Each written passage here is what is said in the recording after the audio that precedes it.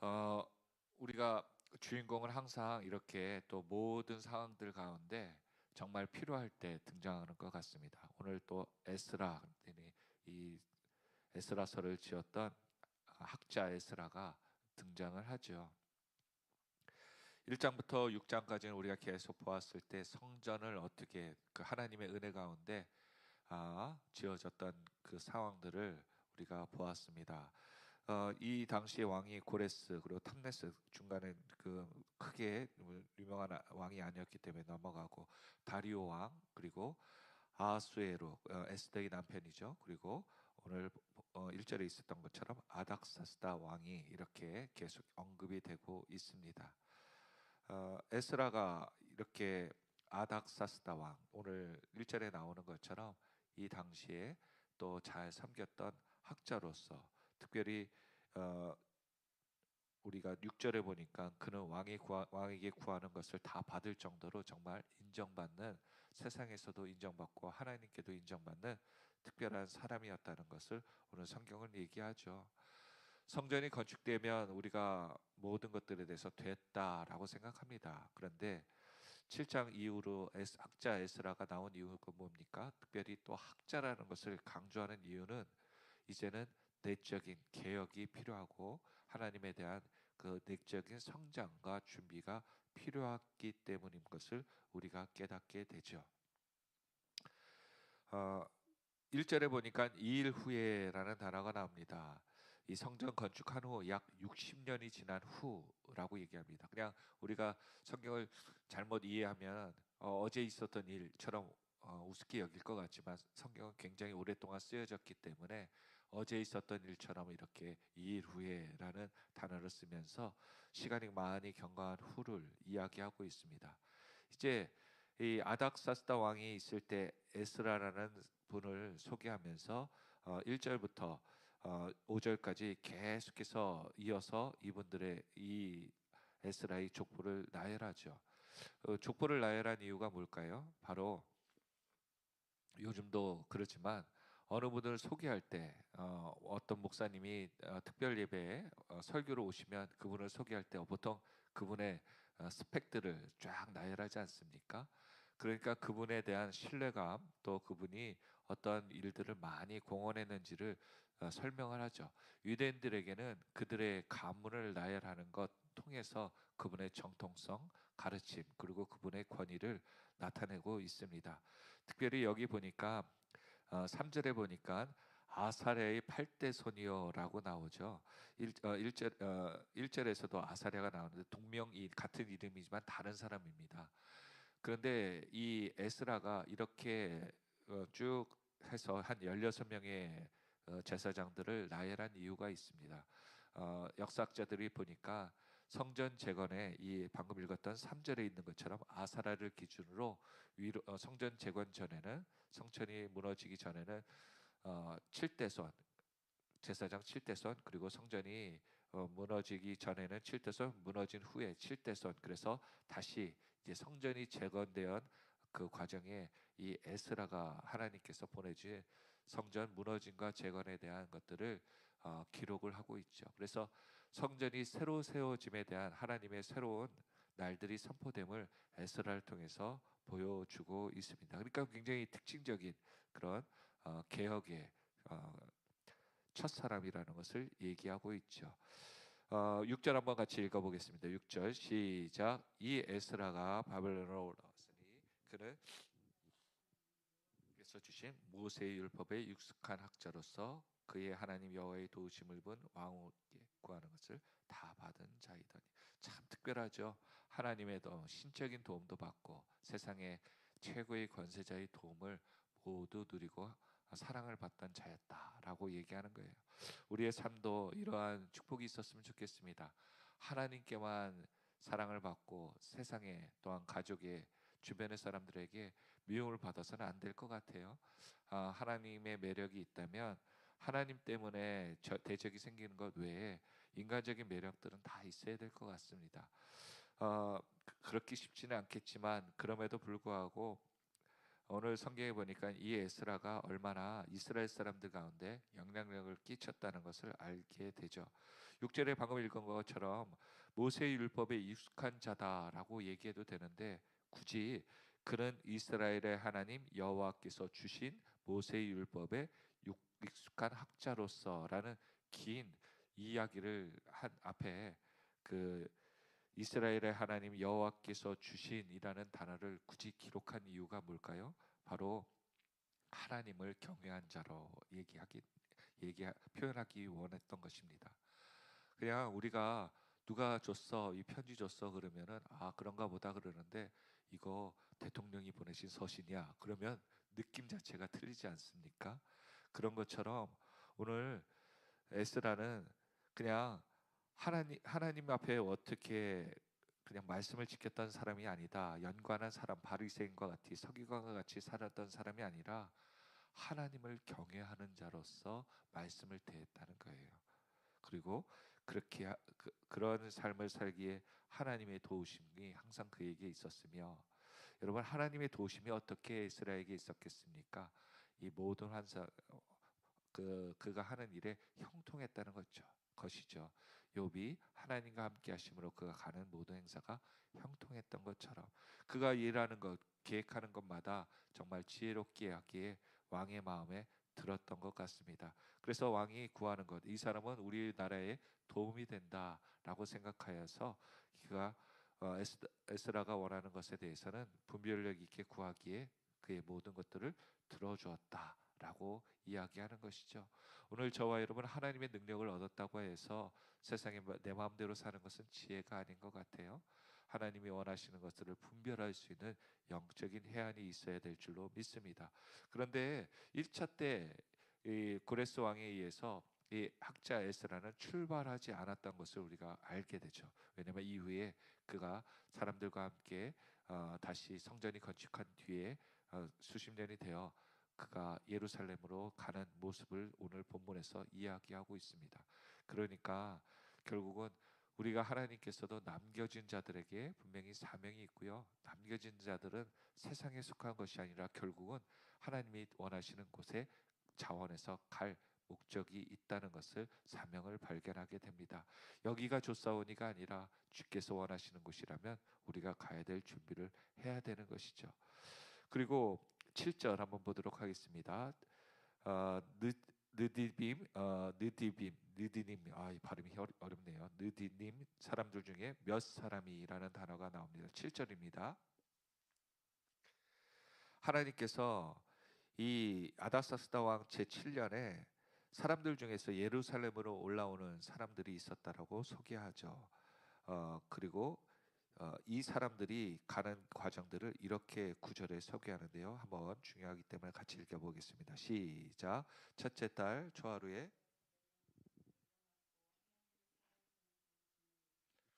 다섯째 달 초하루에 예루살렘에 이르니라.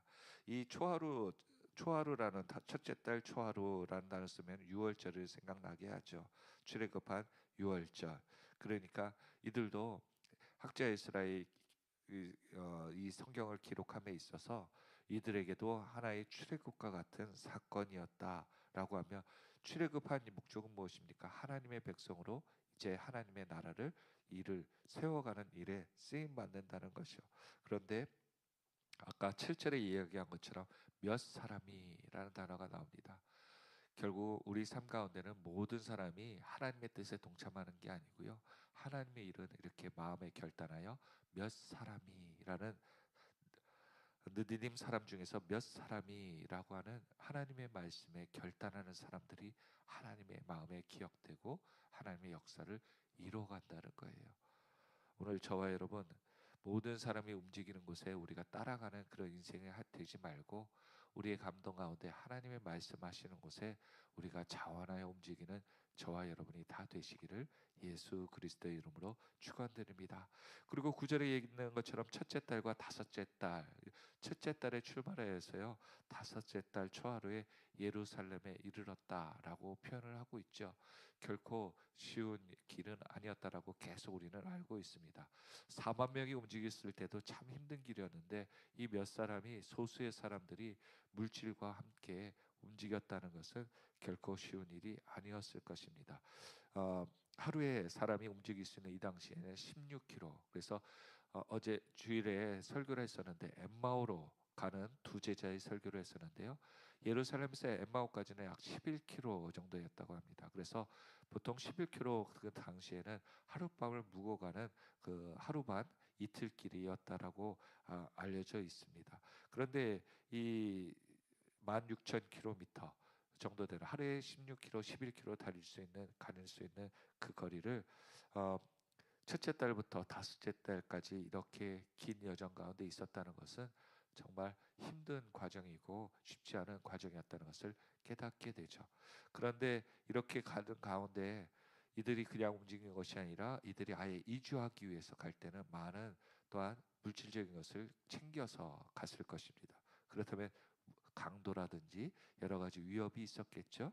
그러기에 구절에 있는 것처럼 길을 떠났고 하나님의 선한 손의 도우심을 입어라는 하나님의 도우심이 있었다는 것을 이야기하고 있습니다.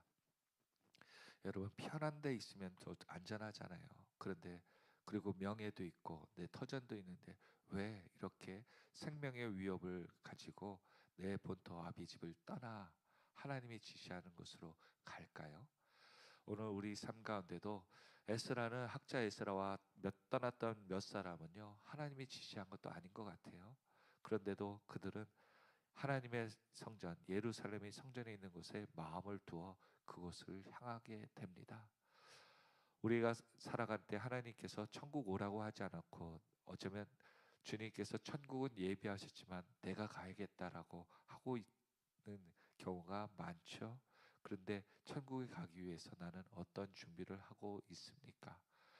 오늘 예루살렘 성전을 떠나기 위해서 이들은 목숨을 바쳐가며 위협과 여러 가지 평안을 포기하고 하나님의 길에 동참하기 위해서 출발합니다.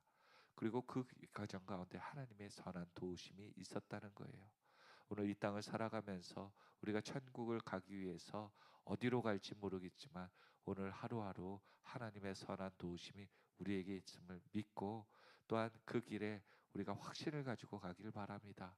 쉽게 포기하지 마시고 또한 믿음을 가지고 그 길을 나아갈 때 하나님께서 그 앞길을 지켜주시고 마지막 목적지 본향에 우리가 도착할 수 있도록 또 우리가 본향에 들어간다고 모든 일이 끝나는 것이 아니에요. 우리가 천국에 들어갔을 때 우리가 해야 될 일이 뭐예요? 천국에 가서 하나님을 마음껏 찬양하는 것입니다. 하나님의 앞에 하나님과 기뻐하며 천국 잔치에 참여하는 거예요. 우리의 그러한 인생들을 미래를 그리면서 오늘 여정들이 더욱더 복된 여정이 되었으면 좋겠습니다. 마지막으로 에스라가 예루살렘에 이르러 이후에 자신이 해야 될 일들을 결정하게 되죠. 이 에스라서의 제일 핵심적인 말씀 중에 구절이 있고요. 이 에스라가 이 책을 기록한 목적의 방법일 것 같습니다. 10절이죠. 같이 한번 합독하도록 하겠습니다. 시작. 에스라가 여호와 율법을 연구하고 준행하여 율례와 균례를 이스라엘에게 가르치기로 결심하였더라. 여기에 세 가지 에스라의 결단에 대해서 어, 나오고 있죠. 이 많은 이 부분들을 설교하시는 본문으로 많이 삼는데 첫 번째 에스라는 여호와의 율법을 어떻게 했다고요? 연구했다는 거예요. 우리의 삶 가운데 하나님의 말씀을 참 많이 알아야 될 것 같습니다. 하나님의 말씀을 많이 읽고 있습니까? 여러분 성경 읽도 보통 자기 나이만큼 해야 된다라고 기본적으로 알고 계시죠? 예, 보통 그렇게 얘기하면 다들 웃으시더라고요. 근데 제가 지금은 소천하셨지만 한재현 목사님이라고 계신 분이 있었는데요. 이분은 뭐 소천하신 지 한 20년 정도, 20년, 15년 정도 된 것 같아요. 10년, 15년 정도 된 것 같은데 그 전에 이 손에 힘이 없으시니까 뭐 하냐면 이제 그 타자가 컴퓨터로 이렇게 독수리 타법으로요 성경을 치시는 거예요. 근데 그분이 은퇴하신 후에 매일매일 성경을 이렇게 타자로 하시는데 어, 보니까는 50독으로 이렇게 성경을 독수리 타법으로 치셨더라고요. 물론 돌아가시기 전에 벌써 50번 치셨다라고 얘기하고 이제 더 그런 부분들을 얘기하셨는데 여러분 요즘 성경을 또 필사하시는 어르신들도 많더라고요. 우리 집사님, 권사님들. 어, 성경 전체를 다 필사하지는 않지만 그래도 내가 하나님 말씀을 내 마음에 심겠다 하여서 필사하는 그런 일들이 좀 있으면 그 말씀이 들어오는 것 같아요. 저는 로마서 그리고 잠언서, 시편 이렇게 한번 필사한 본 적이 있는데 인생의 그 말씀들이 기록 이렇게 손으로 필사하면서 마음에 이렇게 기록되더라고요. 그래서 어려울 때마다 그 말씀이 떠오르더라고요. 여러분, 말씀의 율법을 연구한다는 것은요, 내가 하나님 말씀을 그냥 읽고 그냥 지나가는 것이 아니라 소설처럼 읽고 지나가는 것이 아니라 오늘 율법이 그러한가, 도대체 내가 여태까지 그냥 지나갔던 이 말씀이 도대체 무슨 말씀인가를 이렇게 세밀하게 찾아보고, 요즘 또 성경책이 인터넷이라든지 이게 잘 돼 있어서 검색만 해도 그 뜻을 바로 알 수가 있지 않습니까? 그 율법들을 연구하였다는 거예요. 그리고 두 번째로 무엇을 했다고요? 준행했다는 거예요. 그 말씀을 누구에게 이야기하기 전에 내 자신이 그 말씀대로 살아봤다는 거죠. 참 어려운 것 같습니다. 다들 지혜로워요. 자기가 옳다고 하고 말은 잘합니다. 근데 막상 하라고 그러면은 못하더라고요. 부자 되는 법도 사람들이 부자의 비법을 유튜브에 많이 올려놨더라고요. 부자 되는 법. 그런데 이렇게 알려줘도 돼도 됩니까? 이거 노하우 아니에요? 했더니 알려줘도 하기가 힘들어요. 하는 사람이 별로 없어요. 그래서 부자가 적은 것입니다. 그러더라고요. 정말 신실한 사람이 있습니까? 교회 다니는 사람들 많죠. 믿음에 있는 사람들 많습니다. 그런데 안 건 많고요. 또한 우리에게 뭐 이렇게 하라고 방법들은 많이 아는데 정말 그렇게 살아옵니까? 라고 물어보면 대답하는 사람이 거의 없습니다. 그래서 하늘의 천국에 들어갈 사람들이 그렇게 많지 않은 것은, 여러분, 결국은 하나님의 말씀은요, 내가 하나님 말씀을 따른다라는 그 말씀은 내가 알고 있고 또한 그것대로 사는 그 두 가지가 합해질 때 내가 순종한다가 되는 것이거든요. 그리고 믿는다라는 것이 되는 겁니다. 오늘 내가 마귀도 하나님이 하나님이신 것을 알아요. 그런데 그 말씀대로 살지 않기 때문에 마귀가 되는 것이거든요. 내가 말씀을 들었다면, 하나님의 자녀이고 백성이라면 그 말씀을 따라야 될 줄로 믿습니다. 그리고 마지막에 무엇입니까? 율례와 규례를 이스라엘에게 가르치기로 결심하였다. 전하기로 시작하였다는 겁니다. 가르치려면 권위가 있어야겠죠. 그래서 앞에서 1절부터 쭉 자신의 권위에 대해서, 가르칠 수 있는 자격에 대해서 언급을 하고 있습니다. 우리는 한국 사람들은 훈수 두기 참 좋아하는 것 같아요. 그런데 그 훈수 둘 때 가르치는 자격이 있습니까? 제가 어, 세화고등학교를 나왔을 때, 고등학교 때 이제 1학년 때부터 보니까 너무 중학교 때 좀 힘이 없는 학생으로 있어서 태권도를 좀 했어요. 3년 동안 쭉 하면서 이때 보는데, 후배들이 들어왔을 때 가르쳐 보라는 거예요, 선배들이. 그런데 가르치는 사람은 따로 있을 수도 있지만, 잘 가르치는 사람도 있을 수 있지만, 가르치려면 자기보다 적어도 3단계 이상의 선배가 가르쳐야지 제대로 잘못된 것을 지적하고 교정할 수 있더라고요. 바로 하얀 띠가 들어왔을 때 노란 띠가 이렇게 그러면 다 엉망이 됩니다. 적어도 그가 하면은 검은 띠에 3년 이상 뭐 2단 3단이 가르쳐야지 제대로 가르칠 수 있더라고요. 우리의 신앙도 그렇습니다. 누군가를 가르치려고 한다면요, 내 신앙 가운데 오늘 에스라처럼 내 말씀의 많은 것들을 알고 있고, 또 그 말씀을 내가 살아와서 몇십 년간 살아온 다음에, 이런 것이 하나님 말씀 가운데 그 뜻이 의미가 있구나를 이제서야 조금 더 다른 사람에게 이야기할 수 있겠죠. 그런데 우리는 교회에서 내가 교회 생활 주일만 잠깐 나왔는데도 직분 달고서는 다른 사람 가르치려고 해요. 뭐 이래라 저래라 얘기를 합니다. 근데 여러분, 결국은요, 내가 일주일 동안 산 삶이 결국 신앙 가운데 다 드러나는데, 그분들도 영적인 존재라 우리가 말하는 말, 또 말의 무게, 또한 진심들을 다 알고 있습니다. 근데 말하는, 이렇게 섣부르게 가르치는 사람들은 그것을 잘 모르고 있죠. 오늘 저와 여러분에게도 에스라는 남을 가르치고 또한 남을 깨닫게 하기 전에 자기 자신을 정말 많이 훈련시키고 하나님께 복종시킨 것 같아요. 신앙인은 결국 주님께서 말씀하시는 그 겸손이란 단어가 바로 여기 있는 거 아니겠습니까? 하나님 말씀 가운데 내 자신을 낮추는 거예요. 그래서 사람들 앞에서 내가 겸손할 수밖에 없습니다.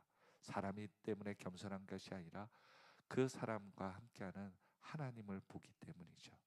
오늘 저와 여러분에게도 말씀을 맺습니다. 학자 에스라가 왜 이스라엘에게 내적인 개혁의 주인공이 되었습니까?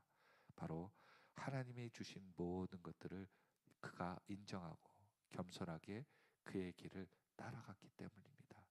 오늘 저와 여러분의 하루도 하나님 없이 사는 인생이 아니라 하나님이 계신 것을 우리가 깨닫고 마음에 항상 두려워하며 경외하는 마음으로 살아.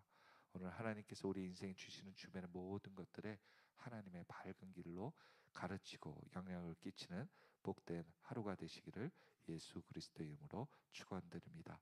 기도하겠습니다.